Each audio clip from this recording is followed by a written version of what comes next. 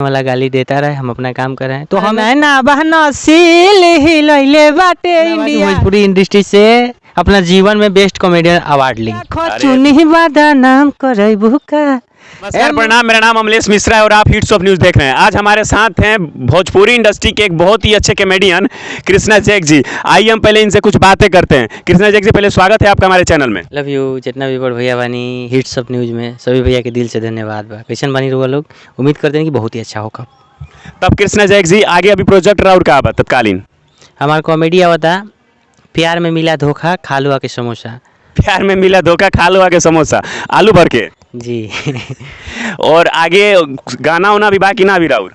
गाना भी आवता हमार अवनीश भैया के गाना होता है। 4 गो गाना अवनीश भैया हमरा के दिले बनी करे के। थैंक यू अवनीश भैया कि एक छोटे भाई को इतना सपोर्ट किए, अच्छा लगा हमको। कुछ दिन पहले रुआ से बात फिर हुआ, कहनी हम डांस क्लास सीखे गई बानी, क्या डांस पे भी पूरा फोकस बा राउर? जी, कोशिश बा कि हमने के डांस भी अच्छा करीसन अपना एल्बम में, और हर चीज़ पर ग्रो करीसन, हर चीज़ इम्प्रूव करीसन, हर चीज़ के एगो अच्छा एगो बेहतर राह दीसन। जी, एगो बात बताई, अब तो रउआ धीरे धीरे कॉमेडी से लेके सिंगिंग के लाइन में आ गए बनी, तो अब राउर जानता तमाम जनता जो राउर चाहे वाला बात रउआ के व्यास जी कहो कि कॉमेडियन कृष्णा जैक ही बोले। कॉमेडियन ही हम बेस्ट हैं और हमें कॉमेडियन ही बड़े भाई लोग कहेंगे, वही मेरे लिए सौभाग्य की बात है। और व्यास जी हम नहीं हैं। और ये होला कि थोड़ा बहुत अच्छा लगेला तो गा लेनी। परिवर्तन थोड़ा। हाँ जी, बस मतलब ऐसा तो नहीं है ना जो कि आए वाला समय में कृष्णा जैक अपना कॉमेडी लाइन के छोड़ के और सिंगिंग लाइन में और भोजपुरी इंडस्ट्री की तरफ कदम उठावल जाए? नहीं, ऐसा कोनो बात नहीं है। बस ये होई कि मेहनत अगर 70% कॉमेडी पर करते हैं तो 30% गाना पर भी करें। अच्छा, दोनों के मिला जुला के चले के बाद? जी भैया।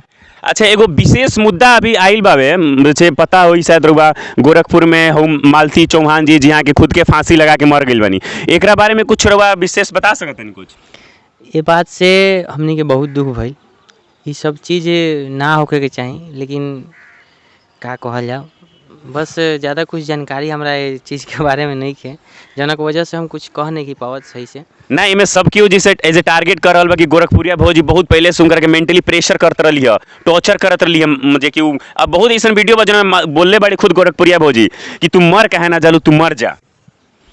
इस बारे में हम कहा कहीं ज़्यादा। अच्छा, अभी कुछ खास मुद्दा के बारे में कोनो मालूम नहीं है? जी चलिए, कोनो ऐसा बात नहीं है। तब एक और बात बताई, गाना और भी तत्कालीन कौन कौन आए वाला बा? गाना हमारा 3-4 गो आवे वाला बा, अवनीश भैया के 2-3 गो हमनियों का आवे वाला बा। शूट टेकर चालू भइल बा कि ना अभी? जी, एक और प्रैक्टिस से कंप्लीट बा, अब शूट चालू हुई 5-6 तारीख से शूट चालू हुई। कैसे कि थोड़ा सा यानी मम्मी के तबीयत खराब बा, तो मम्मी के एक बार फिर से ले जाके देखा के घर पर ड्रॉप कर देम, ओकरा बाद हम फ्री बनी तो गाना करें, गाना करके फिर कॉमेडी करें बस। अच्छा, दोनों लाइन में लगातार बा। अभी शूटिंग कहीं कुछ तत्काल? अभी शूटिंग हमने के वो कॉमेडी के होके जाता। अच्छा, ओकरा बाद गाना पे फोकस रही। कंटिन्यू कई गो गाना आयल बड़ी सन मार्केट में राउर? लगभग 7-8 गो गाना आई कंटिन्यू 1 मंथ में। अभी हम उपलब्ध बानी जौना जगह पे, जौना छत के ऊपर हम बानी, ई कृष्णा जैक जी के छत है, इहुए के घर है, ई तमाम घर एने बाड़ी सन, यहाँ के है, यहाँ के गांव है।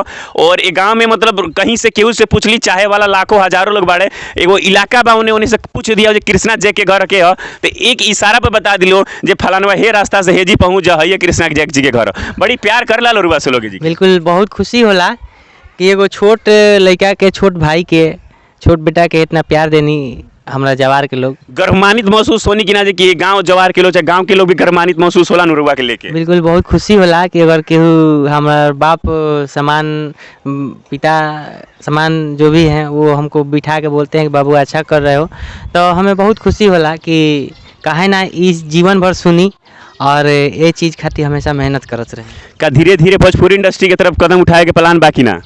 बिल्कुल, भोजपुरी इंडस्ट्रीज में भी कृष्णा जैक जहाँ जई हैं वहाँ अपन कॉमेडिये दिखाई हैं। अपन खुट्टा गाड़ के आई हैं? जी, बस हमारे एक सपना बा कि भोजपुरी इंडस्ट्री से अपना जीवन में बेस्ट कॉमेडियन अवार्ड ली। अरे भगवान ऊपर वाला के दया रही, जनता लोग के प्यार रही तो वो जरूर मिली। अच्छा, एगो विशेष चीज बताई, एगो कॉमेडियन हवन जो रोवे टाइप के कॉमेडी बनावे मनी मेराज जी, उनका हर वीडियो में गाली गलौज होला, जोन चीज की रउआ में देखे में मतलब ना मात्रा में ही मिलेला, ए फिर और का विचार बा? देखिए भैया, क्या है कि सामने वाले का रिएक्शन अच्छा नहीं आता है तो उसके बारे में बोलने की कोई ज़रूरत नहीं होती है। हमने भी 1-2 इंटरव्यू देखा, उसमें उधर से बात हुआ कि गाली देने वाला गाली देता रहे, हम अपना काम कर रहे हैं। तो हमें भी किसी से मतलब नहीं है, हम अपना काम कर रहे हैं, आप अपना काम करो, उससे कोई दिक्कत नहीं है। यहाँ के तमाम वीडियो आएला, जो भी वीडियो आएला वो वीडियो में रोल ध्यान से देखे में गाली के प्रयोग बहुत कम बा। अलग भाषा जो ने कहा जो अश्लील भाषा ओकर भी प्रयोग कम बा। ई सब ना करते हुए भी वो कॉमेडी वीडियो बना लियल और वो लेवल पे जे पर मिलियन मिलियन लोग देखेला, मिलियन मिलियन लोग लाइक करेला, एगो बहुत बड़ा बात बा। इंडस्ट्री में बिना अश्लील चीज़ फैलैले, बिना अश्लील गाना गाए हुए यहाँ के वो गाना मार्केट में खूब तबाही मचैले रहा। हम चाहेम कि दर्शक के तनी गुनगुना के दूगो गाना वो लफ्ज सुना दिया। बिल्कुल। हमार नैना बहना सील हिलैले बाटे इंडिया, केतना महजनू के उड़ल बाया आँखी के निंदिया।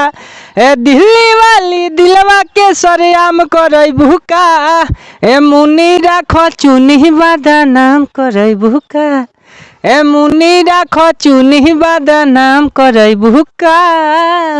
बहुत बहुत धन्यवाद हमरा संगे जुड़े खातिर, यहाँ पर बहुमूल्य समय हमरा के देवे खातिर बहुत बहुत धन्यवाद। Thank you.